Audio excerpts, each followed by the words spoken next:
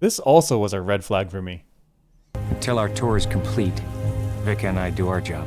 We protect the hydro rigs, which convert Earth's seawater into fusion energy for the new colony. The survival of humanity depends on it. Why was this a red flag? This is a red flag for me because if we humans are trying to leave Earth and go to Titan, why do we need hydro rigs to gather water for Titan? Isn't the point of Titan that it has water there? Well, why is Titan a good colonization prospect? Well, one, hydrocarbons. Oil, baby. Hydrocarbon. USA. Is it necessarily oil? I thought it's just any hydrogen carbon strands, which we could then convert into oil. Refined, baby. Fire up USA. the B2. Okay. Stealth Titan bomber. Okay. Okay. And it's got an atmosphere, which is nice because you still would need like an atmospheric breather, but you don't need a pressure suit necessarily.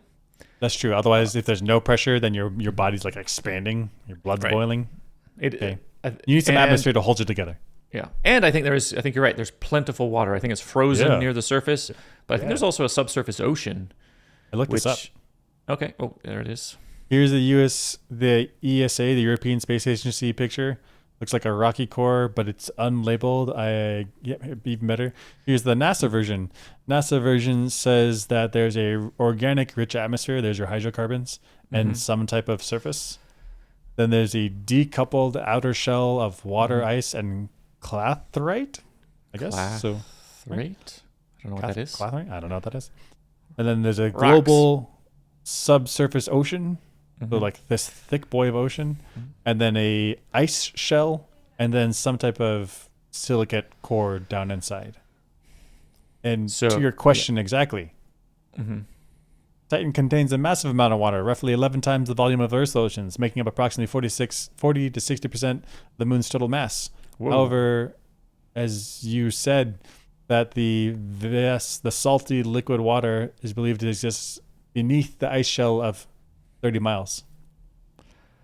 So I think it would be easier not to take the water from Earth, fly to Titan and build a drilling rig and get the water there. And there's probably water ice accessible to this at the surface.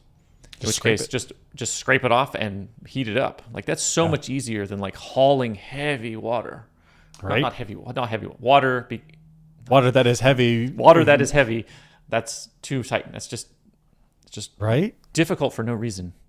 But on the surface in the story, they're like, oh, we need this water here for fusion. And then I was thinking, we could take electrolysis and we just separate the hydrogens from the oxygens. We take the hydrogens and then we use that for fusion. Like, this makes a lot of sense. But then on the second watch, when I was watching it, getting ready for us to talk about it, then I was like, what? Why would you do this? Yeah, it doesn't really make much sense.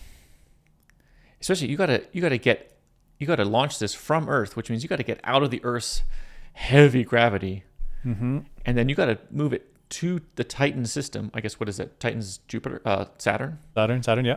So you got to get all the way there with this water, and water's so heavy, and it's already there. It's already on Titan. It doesn't make sense to do it from here. But to counter our points, like if you have water that's here, that's liquid already on the surface available, and you're not planning on coming back to Earth, like what's the point of leaving it behind? Just take it.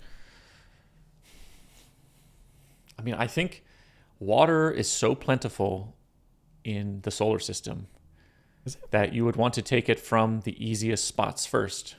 And that's just, it cannot be Earth. Is it asteroids? Right? What do you think? So Earth, it's here, it's easy. It's on the surface. You can grab it. Yeah. But then you have to get it out of the gravitational well. I think that's the key point, is that gravity well is heavy. But if you go out to like comets, like comet asteroid belt stuff. That's right. But then it's not a guarantee on which ones. You have to still mine it out and then it's frozen. But at least you don't have to get it out of gravity.